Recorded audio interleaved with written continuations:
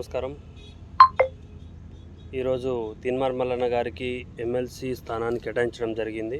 ఉమ్మడి ఖమ్మం, నల్గొండ, వరంగల్ 3 స్థానాలకు తీన్మార్ మల్లన్న గారిని నియమించడం జరిగింది. సో మనమందరం తీన్మార్ మల్లన్న గారికి ఓటేసి భారీ మెజార్టీతో గెలిపించాల్సిందిగా కోరుకుంటున్నాను.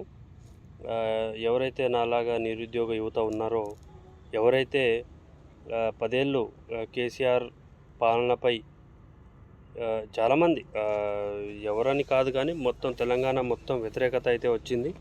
లాస్ట్ టైం జరిగిన ఎన్నికల్లో మొత్తం పేపర్ లీక్ అనేది టీఎస్పీఎస్సీ సంస్థనే ఒక చాలా ఫ్లాప్ షోలా అయిపోయింది. సో ఎమ్మెల్సీగా తీన్మార్ మల్లన్న గారు నియామకం జరిగింది అయితే చాలా 100% కరెక్టు. అదేవిధంగా ఇంజనీర్స్ కానీ ఎవరైనా కానీ, అంటే నాలాంటి ఇంజనీర్స్ కానీ వేరే ఎవరైనా సరే తీన్మార్ మల్లన్న గారిని సపోర్ట్ చేయడం 100% కరెక్ట్. ఆ స్థానానికి తీన్మార్ మల్లన్న గారు తప్ప వేరే క్యాండిడేట్ ఊహించుకోవడం కూడా తెలంగాణ కాంగ్రెస్ పార్టీలో వేరే క్యాండిడేట్ కూడా అంత సూటబుల్ కాదేమో. డెఫినెట్లీ తీన్మార్ మల్లన్న గారే విజయం సాధిస్తారు. అది 10 సంవత్సరాలు 20 సంవత్సరాలు ఎన్ని రోజులైతే కాంగ్రెస్ అధికారంలో ఉంటుందో, సో అన్ని రోజులు తీన్మార్ మల్లన్న గారే పట్టభద్రుల ఎమ్మెల్సీగా ఉండాలి అని కోరుకుంటున్నాను. ఎందుకంటే యువతకి మంచి అవకాశాలు రావాలి.